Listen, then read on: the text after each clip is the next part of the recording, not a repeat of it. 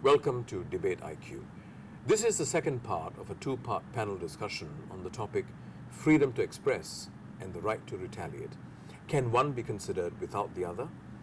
Well, in part one, we examined the global impact and implications of the recent most unfortunate terror attacks in France that left 17 people dead, including 12 staff of French satirical publication Charlie Hebdo in its Paris office.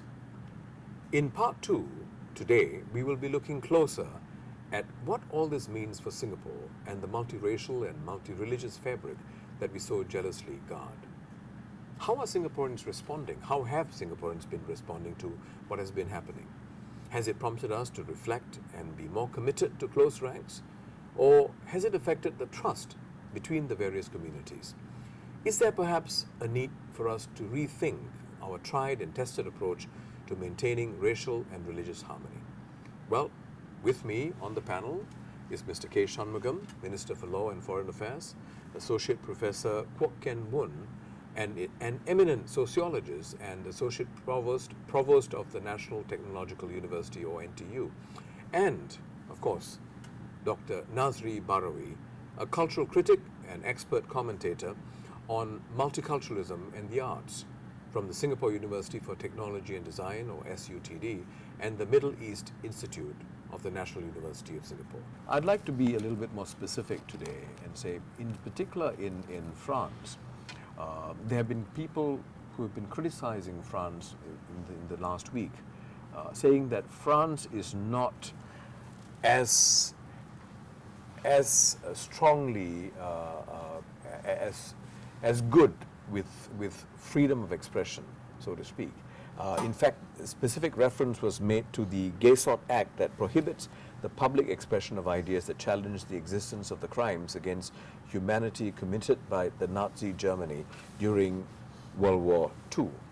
Now, where you have a society where some of these apparent contradictions or double standards appear, and then you have an incident like what happened where the caricatures seem to be targeted, and Charlie Hebdo seemed to have a long-standing history of targeting Muslims or Islam.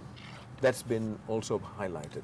Now, if that is true, shouldn't some of these contradictions be addressed by countries like France? Minister. It's a bit difficult for me to speak on behalf of France. I think you've seen a lot of literature, a lot of scholarly opinion that's coming out. On the one side, condemning obviously the terrorism and the acts of cruelty and the murders. And on the other, there is a clear strand of opinion which says people should be allowed to print and publish whatever they like. And equally, you see opinion which says, look, whether it's France or whether it's Germany or whether it's the US or Canada or anywhere else in the world, every country puts some restraint on freedom of speech. You go back to Mill's, the harm principle. Yeah. It's freedom, but that freedom has got to be tempered by some responsibility.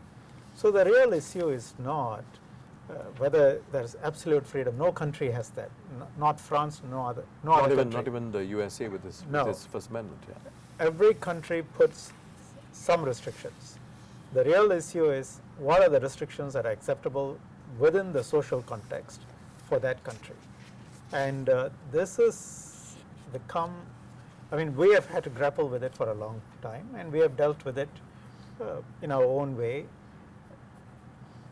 Other countries, France and so on, informed by their experiences, now also facing up to what's coming through internationally.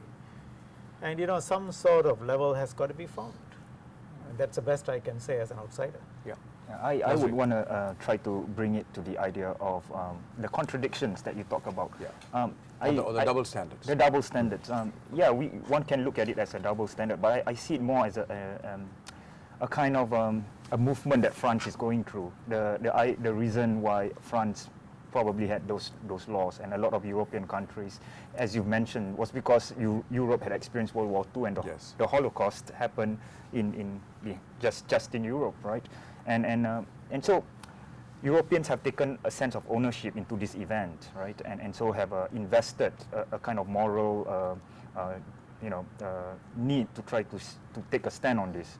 What I think Europe needs to do is to also consider what's contemporary in Europe today, and those are the large numbers of Muslim immigrants, and embrace the Muslim immigrants as part of Europeans. There are European Muslims which are different from Middle East Muslims. Don't deny the existence. Do not deny the existence. They are there. Right, and once they have embraced the sense of existence of a group of people that they normally think as other, right? And then, so doesn't that smack of a certain kind of xenophobia?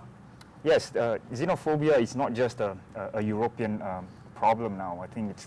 I mean, in this context. In this context, yes, that it can. I mean, it's more likely a very complex issue of how people feel that their job are being taken because economy is not doing so well, and so the far right parties are, in some European countries have moved forward and drum up that idea of that immigrants are coming in, and this is not just happening in Europe as well, as some parts of it may be even happening here in Singapore. Yeah. And so we'll talk about that later. That is linked, Kian, before I come to you, that's linked to the point that you made in the last episode, part one of the discussion, where you said that there is a huge difference whether you are affecting people who are a majority with assumed to have more power, or a minority community that is assumed to have a lot less power. Yeah. So the power difference. I don't want to talk in the terms of majority and minority, but rather privilege and less privilege. Because when you talk about majority, minority, you assume a certain essentialized group of this group known as the majority, maybe the Christians or the Muslims. Whereas, as in the last episode, we discussed how Muslims themselves are of different ilks, and so does Christians. No, but I mean, essentially, when I'm talking about in France, 7 million small group. Muslims, how will they feel? Kian? Right. So we know that in recent years there's been a kind of national debate on French identity among French intellectuals, and I think it's very interesting to contrast this with what's happening in Germany. As you know, following this incident, Pegida, the Patriotic Europeans Against Islamization, that movement has garnered more steam, and it was very interesting. They even had a march, right? Yes, 18,000 people. Yeah. Yes, and even attracting Europeans from other countries, and the dominant motive there is that of a kind of fear of something called Islamization. And what's interesting is the German political leadership, Angela Merkel, in her response, and the commitment to multiculturalism. And of course, that is another big term that can be variously interpreted. But this is very different. Multiculturalism puts on the agenda the recognition that European countries are no longer what they were in the past, that you can speak of a single French identity or a German identity that does not include new immigrants, people from other cultural backgrounds and so on. So if I could take this discussion to Singapore, which is what we're going to focus on today. Minister, I'm going to ask you a question that could be inconvenient. And it is to go back to the issue of the tudong, right? Now, the Singapore government several years ago took a stand that any child who wears a tudong is not going to be admitted in the school, right? Now, it was definitely controversial at that point in time. It definitely upset quite a few Muslims in Singapore. Even those who weren't that affected by it got affected because a lot of people remember the front page picture of that little girl who was denied entrance into the school. It was a highly emotive argument until today. In fact, last year it was revived again, the argument.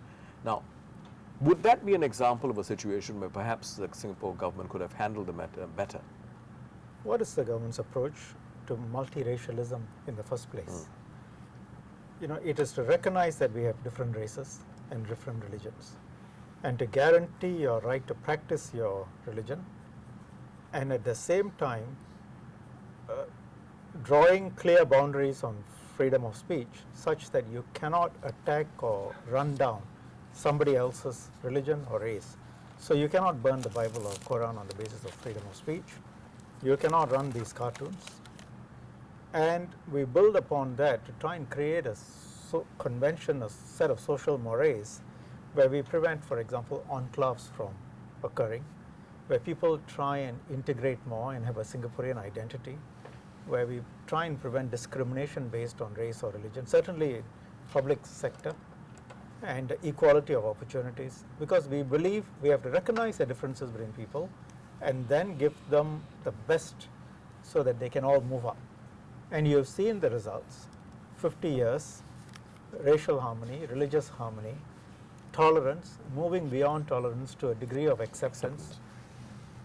All of this doesn't happen by chance, and it doesn't happen without active intervention. All the community groups that actively every week try and create situations where people from different races come together, work together, understand, workplace, education, no schools with large concentrations of a particular race, no areas with large concentration, but everyone living together. Yeah. Then specifically you have a wide variety of issues. Can you allow people to wear religious symbols in hospitals? Do you allow separate prayer places in workplaces, in public institutions? You know, myriad number of questions.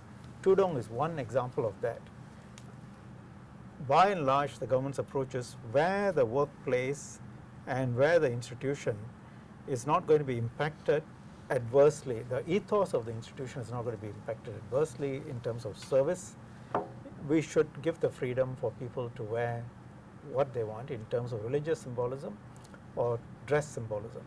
So you see stat boards, you see teachers being allowed to wear, in many government organizations. Even our Speaker of Parliament. Speaker of Parliament with government organizations and so on. Okay. Uniform groups, no, because of a certain symbolic significance. So specific areas.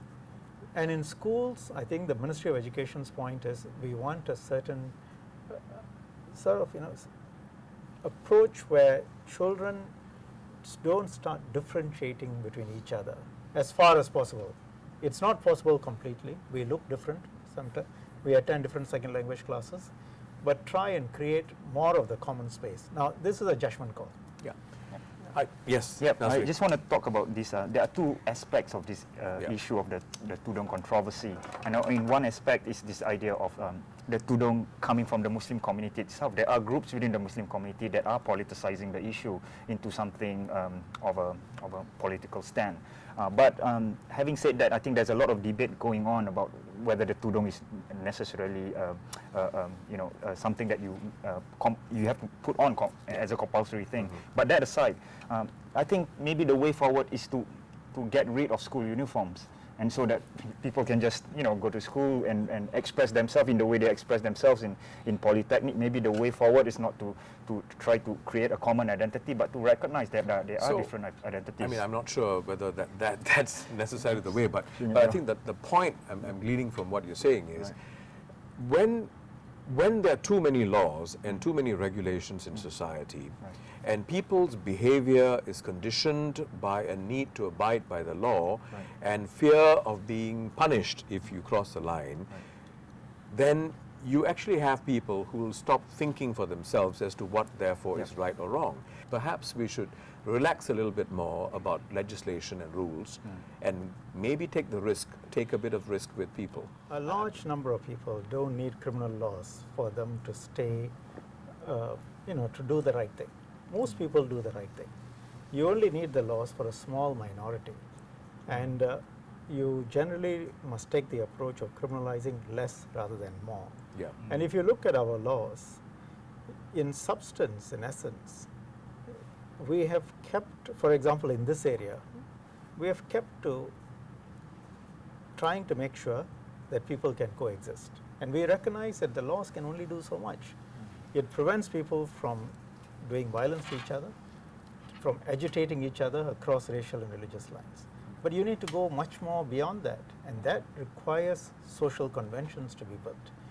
If you feel, and I think it's correct to assume that Singaporeans, after being together for 50 years or more, would have had the opportunity to develop our own ethos, our own sense of conventions, of what is right, what is wrong in our society, without Big Brother having to tell us this is wrong, that is right, then, for example, in the area of free speech, freedom of expression, why is it not possible for us, instead of MDA, for example, coming down and putting restrictions, why is it not possible to allow society to decide for themselves a little bit more on where and where not to regulate, what to see and how to see it? If I can draw attention to the recent restrictions placed on Tan Pin Pin's film, for example. The government may have its reasons why they feel that it's a biased portrayal of the government's decisions many years ago. And it may very well be valid. But at some point, I think it's important to trust people's judgment that they will view it and not accept it. But I think moving forward, we should really look at, I think the issue of trust between the elites, political elites or social elites with the public, I think, at large is very important. And I think we should, instead of move forward cautiously and try to, I think we should try to, I think we're at a very, an opportune time now. And because I think Singaporeans are more idealistic, they have a stronger values and they're not afraid to speak about their values, whether it be religious values or even liberal values or kind of ecological consciousness that they might have. The green society and civil society has kind of expressed this in a bigger way. This is just the opportune time for us to relax more than go cautious, I think. And so if we, and here it's very important for us to think about the arts and humanities. I wanted to bring this up because I think this is the one area that Singapore lacks, and lacks in a big way. We have invested a lot in STEM, science, technology, engineering, maths, because for economic viability, but I think for our basic survivability, we need to invest in a bigger way in the arts and education. Ishwar, can I come back to please. your point? Indeed, I think, what films are categorized in which way, and the MDA exists to really categorize with a public panel what is pornographic, what can be seen by which age groups. And as you know, a large amount of material is actually, passed through a public panel that decides on social mores and says this is pornographic. This might, for very good reasons, offend religious sensitivities. We still need that, racial sensitivities. And we frequently get complaints that, there are these films which offend Chinese or Indians or Malays or Islam or Christianity. And you do need a panel of citizens to decide on those issues. I think you would agree that a certain level, some kind of regulations, rules may be necessary. But I guess the point that's coming through is we can put a greater emphasis on proactively building a collective reflex that is more democratic, or doesn't seem like coming from the government. And I think society as a whole will benefit from that. What's your sense? Any society would have place some limits and draw certain lines. Viswa, you used the example of Tan Pin Pin's film, and it's a film about history. And in SG50, we are putting so much emphasis on understanding history. And for that very reason alone, plus many other good reasons that I can think of, there should not be a de facto ban on Pin Pin's film. I say this in my personal capacity without representing any organization. But technically, I gather it's not banned. The film is not banned, but the restrictions on... I use the word de facto. Perhaps that's a bit strong. Because, first of all, we are living in an age where content can be found in many sources. Through many sources. And critical judgment is something that we want to develop in the young, and possibly too, that has got something to do with creativity, which we sometimes stereotypically don't think of Singaporeans as being creative and so on. You're kidding. Okay, sorry. But what I'm saying is that how the line is drawn, and no doubt there are public panels comprising members of the public and so on. But I certainly do hope that the lines are not drawn forever in the same way, and that there will be some growth and development, for want of better terms, in the way we look at some of these issues. On the question of history, you see, 1965 was certainly very important, but so is everything that happened from 1945 after the war, and of course before, and so on. For a people to feel that they belong to a place, and this is why you are seeing all these debates about Bukit Brown and so on. Citizens who have had no idea where Bukit Brown was, are now sort of jealously guarding, And is this a good sign? In many ways, it's a good sign. Okay. But I agree with him, Professor, in that the common identity, history, claiming by the young people of their identity of Singapore is extremely important, and we as a society must facilitate that. The best buffer against radicalization of any form is if you have something that is supra, a larger identity that is strong. And that's what Woon is referring to. You see, and that identity of being a Singaporean, being a part of a history, a common history.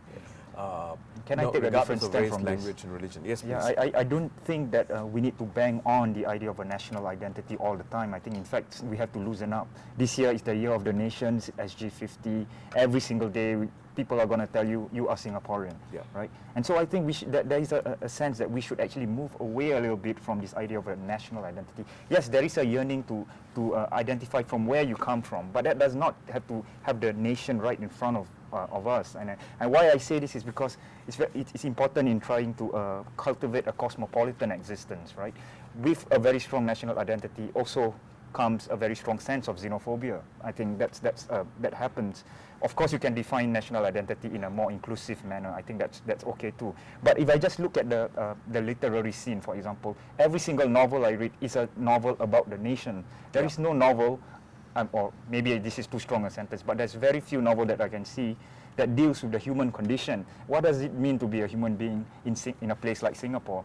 I think the identity comes about once you know your history, and that history and your legacy could even be based on your lineage, it can be based on your ethnic background and so on, but that all of us converge and we live together. See, but all that's not going to happen if you don't have a strong enough sense of history. Yes, that's I think a strong sense of history is important. But if I can just add on a bit more, I think the idea of a revisionist history is something that we should actually move away from. I think all histories are contested. I think this is very important. It's scholarly even to have. Some say that all histories are revisionist. Right, exactly. All history are narrative coming from a literary perspective. It's a matter of story. I think we're becoming too here. All right. Okay. But no, I mean the point is important because you cannot define a single country by one accounts. You have to look at it as in multiple accounts. And so yes, maybe Tan Tin Pin's film has some concerns in terms of security, but it definitely has to be out there for people to make judgment. Okay. So let me ask a simple question. On that, in this day and age, there is no such thing as banning with online. So any statement like that is more a statement of principle. By the government, and it can only be a statement of principle because you can go and watch it anytime you want online. So, but that statement of principle itself is an ethical stand. It is a stand, and it's. You see, the point we're making, Minister, is some of these things. No, sorry, I wasn't going to debate this. But I know. I was just making the point that actually it's not as if. Therefore, you can prevent people from watching. I agree. And because you can't prevent people from watching, we need to loosen up on some of these impositions because they don't really work at the end of the day, right? So, if we've got another 10, 15 minutes left, but I just want to bring the discussion to this whole issue of the Sedition Act, right? Because in part one, we talked about laws, blasphemy laws, and so on. In Singapore, we don't have anti-blasphemy laws as much, but we have the Sedition Act. So, under what circumstances, Minister, would the Sedition Act be applied? Well, you have the Religious Harmony Act, you have the Sedition Act, you have the Penal Code. Broadly, they will cover what I've already said. If you insult another religion, another race, I think they can come into play, but we try and avoid hot prosecutions as far as possible. We get our agencies to talk to them first and try and calm things down, prevent that kind of conduct, and indeed try and get them to reach out to the other side. And that has worked by and large. Sometimes we have had to prosecute. There is some concern on the ground that slowly the government or the legislation is being applied to cyberspace, to the internet, where there's a general assumption that people have a lot more freedom and latitude to express themselves. Is there any validity to that? Is it a valid assumption that the principles of the law that applies to mainstream would equally apply to cyberspace? I think all jurisdictions which are civilized come out and say what you do in the cyberspace and what you do in the physical space. If you go and attack someone and you cast aspersions on them, their religion, why should you be exempt? I mean, the laws should be the same regardless of the medium. Yeah, I think the social media basically, not basically, but really operates in a different way from the mainstream media. There is a lot more, I mean, in the mainstream media, and I used to be a journalist, there's a lot more double checking of facts and, a very careful, measured kind of process before it comes out. And of course, the social media works in a different manner. You have social media websites that does have such processes, and such as the Independent Singapore, for instance. But at the same time, the social media is important because I think in Asia, if we look at Malaysian election and in Singapore election, the social media has been very influential in sometimes, helping the voting public to come to a conclusion as well. So, and I think that's a good thing. It's not a bad thing. And I don't disagree with the importance of social media. I'm thinking in terms of, I mean, would you allow people to put out images of the Prophet in a pornographic setting? So let's be clear. Yeah. So what you're referring to, Minister, is in some of those very specific areas, it's not so much whatever about we say the mainstream media cannot do, or you cannot do in the mainstream media, attack somebody else's religion, attack somebody else's race. There are laws; those apply equally to the online space. Yeah. But again, it's not as if you can go out there and show, as Charlie Hebdo did, Catholic nuns masturbating, and just because you're online as opposed to the print, you get away with it. Yeah. Again, that point that we made last week about the over dependency on legal principles to kind of shape society. I fear that this very more cautious approach towards legislation would create a society that is dependent on legal mechanisms rather than social mores. So I would. We must encourage social mores and conventions to develop. I don't know if it's a catch-22 situation or right now we seem to be focusing on the laws first and then the social. I would disagree. I think that you need the laws at the basis. Without those laws, then people can do whatever they like. Okay. And they are generally, most people are law-abiding. Most people don't need laws in order to behave properly. But beyond that, you need to build consensus within society, and that depends really on civic consciousness. Maybe as a symbolic first move, we could go on and try not to go too cautiously on that, while having it as a base, but then move towards that's a symbolic first step, I think. Sure. Kenwood? I think it's also incumbent for the wider society.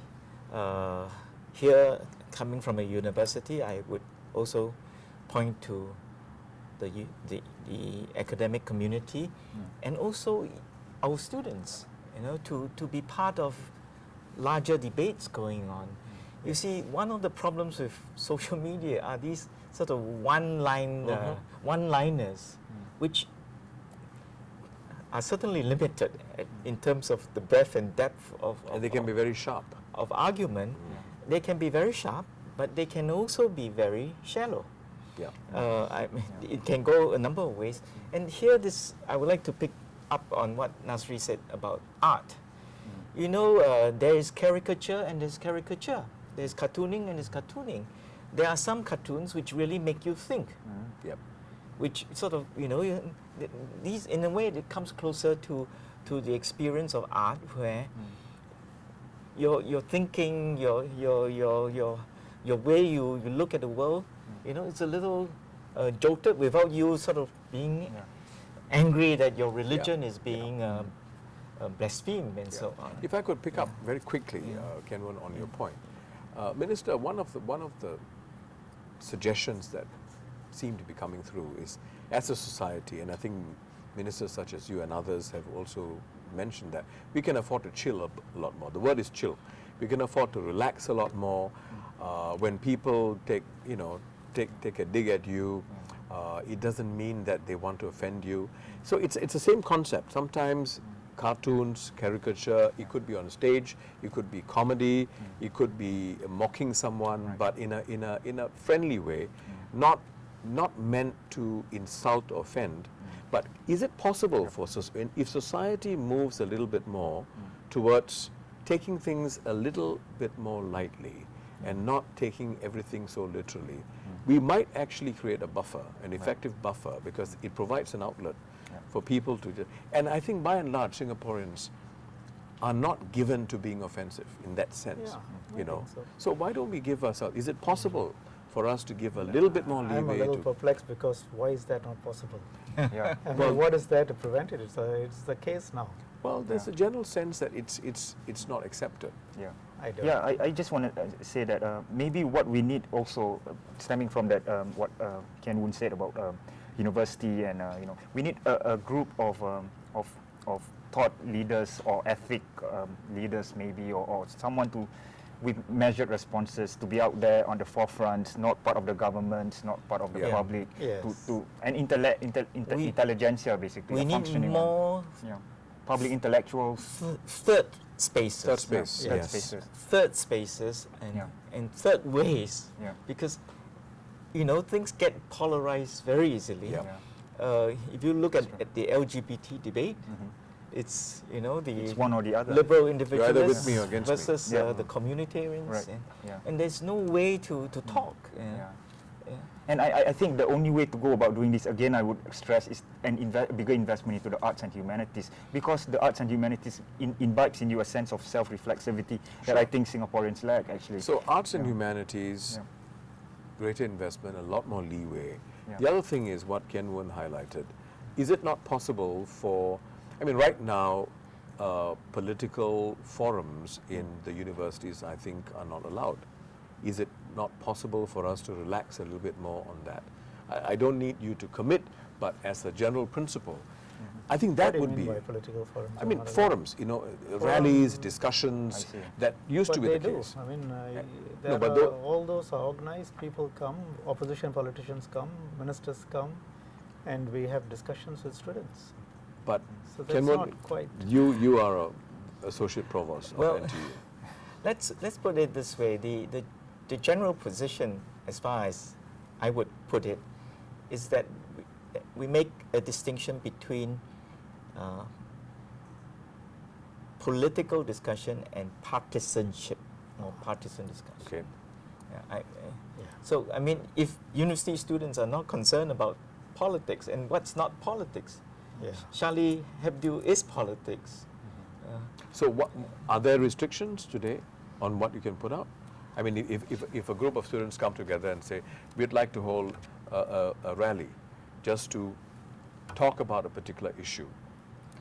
I think non-partisan. Intellectual discussion is always to be encouraged. No, but is it allowed or is it not allowed at this moment? What's the position? No, I don't think there is an edict disallowing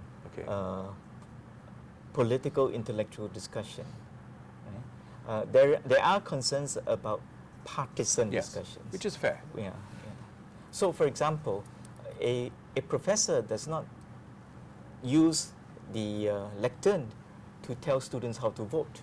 That would, especially with a PhD behind his or her name, and in fact, I surely hope so. Our first duty is to share the spirit of critical thinking with our students. Well, I think we'll have to wrap now, so I'd like to again ask for your comments. One specific question, which is, in light of what's happening around the world, what other countries like France and so on are experiencing, it is very clear that there needs to be a lot more of slow release of stress and tension and frustrations. and not allow it to be pent up, right? I mean, it's very clear. You can't open the sluice gates or floodgates like that, but you need to allow for some slow release. In what areas specifically, I'd like to ask each one of you, ending with the Minister, in what areas do you think we can afford to let up a lot more than what we're doing today? Yeah, Nazry. certainly repression, like you mentioned, is it's very damaging to a society, right? As it is to a person, right?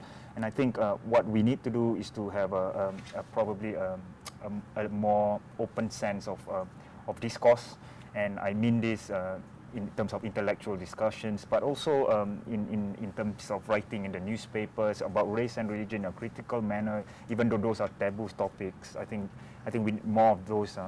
I think universities need to also kind of consider, putting out public intellectuals out there. I think that this is very important. I don't know if I feel that certain academics would be wary about going up and talking in public for fear of, I don't know, whatever.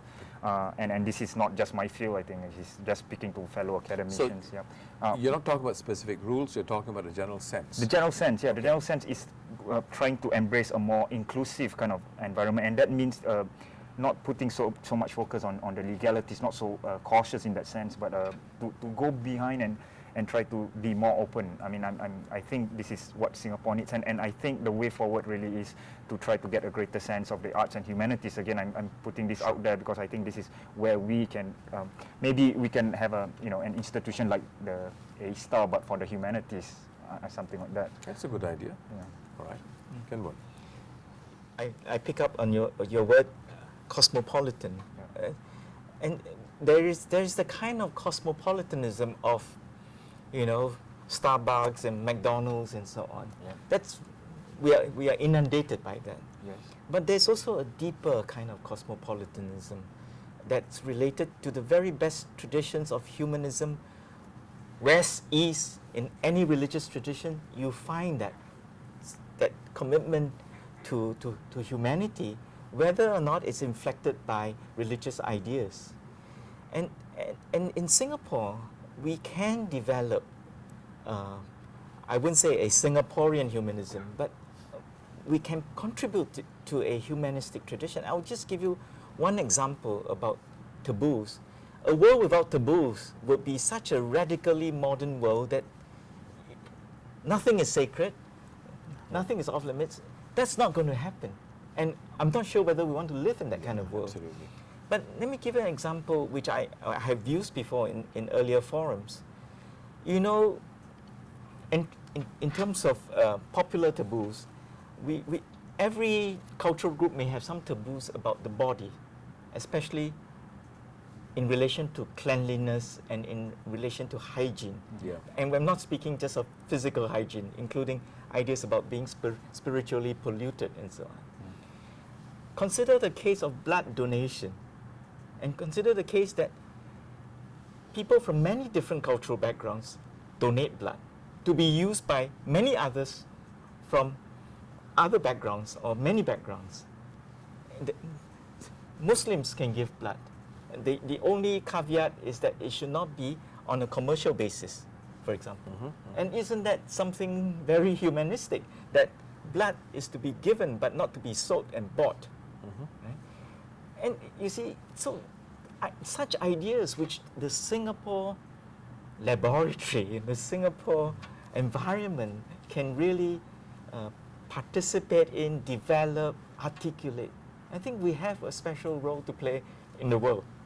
We've got our work cut out for ourselves in terms of not just the so-called management of differences, but beyond that, what's more than that? What's deeper than that? Thank you. Minister, before you say, if you could just comment on going back to the main topic, do you think there is a possibility that we could start opening up space for a lot more open discussions on race, religion, and history? And history. Well, you see, I have a problem, Viswa, each time you ask that, because I have explained the rationale for the laws. Sure. They are no different from many other countries.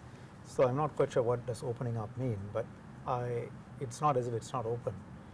I think a large section of our population will probably not want us to go down the route of, say, the European countries in, say, allowing people to blaspheme another religion. I don't think we want to go down that route. Certainly not. I think where we want to go is having a lot more informed discussions, mature discussions amongst people on issues of race and religion. And that can help build, I think, much stronger, concrete bonds if we can take a gentle step towards that kind of discussion, which may appear critical of, or not everyone might be comfortable with it, but if we can try and have that discourse, that will be useful. But I think we need to be careful because you can't run ahead of what your society wants. These are not laws and conventions and mores that the government or people in power can do anything about. It's got to be what the society is comfortable with. Well, that's a very good point to end with. Well, it leaves me now to say once again a big thank you to the three of you, my panelists, Minister, Woon, and Nazry, for joining us. I think some of the points that were raised may appear conceptual, broad stroke, but we are not here to discuss and come up with an action plan. That's not the purpose. In fact, the whole purpose of IQ is to allow for open discussions that could be inconclusive. But we should not try and force conclusions when we're not ready. So it doesn't matter that we may not have arrived at a consensus and an action plan on what needs to be done, but airing of ideas, exchanging those ideas, disagreeing, that sets the tone for a better society. And that's what IQ stands for. And I hope that we'll have more discussions of this nature. Well, I guess it leaves me now to once again thank my panelists, Minister K. Shanmugam, Associate Professor Kwok Woon, and Dr. Nazry Bahrawi. Well, remember, it's your right to ask a question and theirs to answer it. We make it happen. This has been IQ, Inconvenient Questions.